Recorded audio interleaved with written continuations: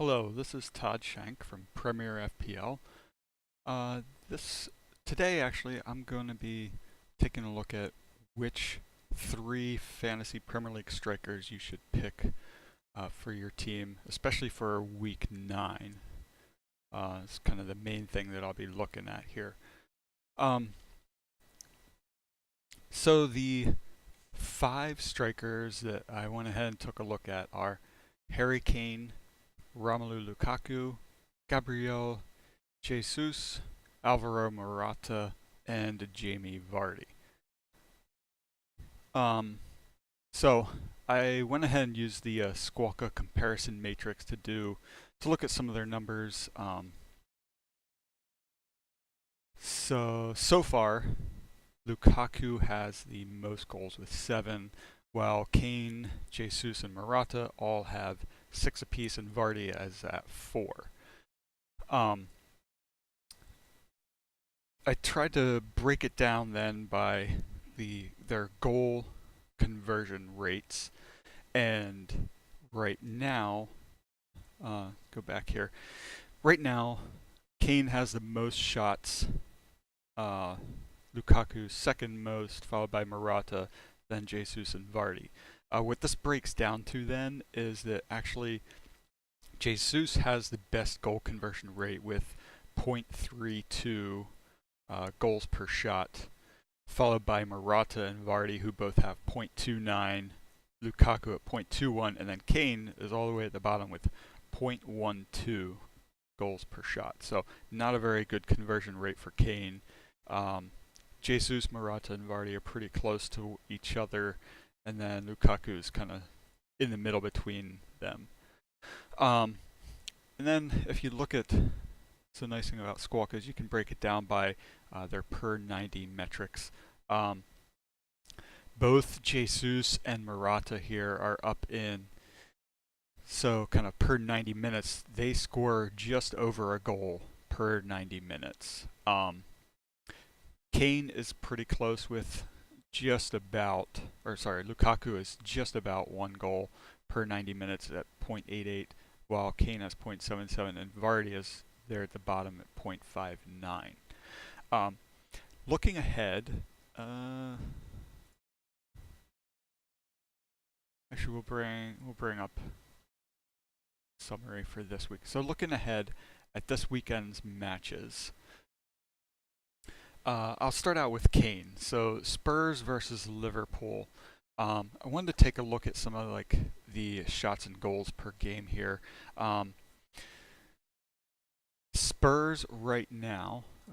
Liverpool right now, defensive, so shots per game. Liverpool has allowed 8.1 shots per game. That's the third fewest, and not a whole lot changes when you switch it over to on the road. It's up to 10.5 away, so slightly more shots per game. But the interesting thing is they have allowed 12 goals overall, and 11 of those goals have come on the road this year. So it's looking pretty good for Spurs this weekend. Moving on to Huddersfield versus United. So overall, Huddersfield has the 6th fewest shots per game at 10.9. When they are at home, doesn't change hardly at all. It's at 10.8. So they have allowed 9 goals overall, 5 at home, kind of in between there. So that's also looking like a pretty decent matchup for Lukaku and United. Then we go to City versus Burnley. Burnley has been pretty terrible. Allowed the most shots per game at 19.4. So I guess I shouldn't say they've been pretty terrible. They've been pretty bad at giving up shots. The thing is, they have only allowed 6 goals overall and 4 goals on the road. Their shots per game on the road actually jumps up to 26.8.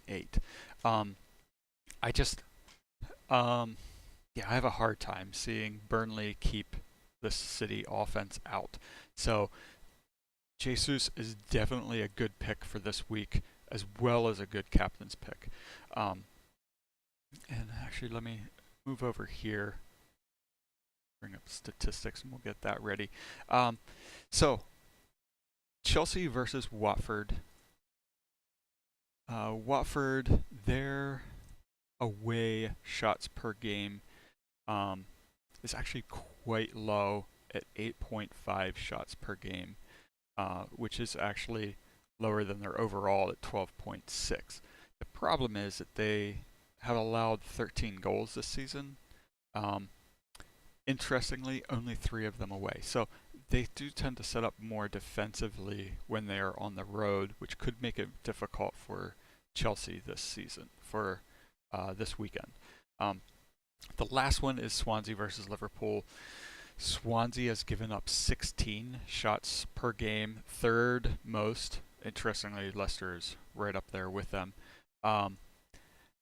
And then at home, their shots per game is at 12. So slightly fewer shots per game allowed, but they've allowed 8 goals overall this season, and 7 of those 8 have been at home. Last week was their first home clean sheet against Huddersfield, but before that they gave up, I believe, 4 at United, and then 2 the next match, and then 1 the previous match. Alright,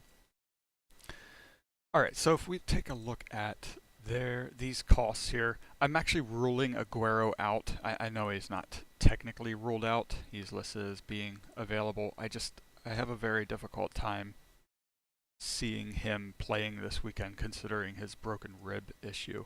Might still come on late in the game, depending on what the score is, but do still have a hard time seeing him play. So, pretty good values here. For this weekend, I'm actually recommending Lukaku, Morata, and Jesus. Kane, his 12.8 price tag is what really turns me off from him. And as you can see, I'm in the middle of working out what I will probably do as a wild card for this weekend. I'm thinking I'll probably also get rid of Vardy, and even bring in I know I've said in the past that I did not want to bring in any City players, but their fixtures just look way too good. Looking ahead here, I mean, even against Arsenal, I just don't see Arsenal keeping this team out.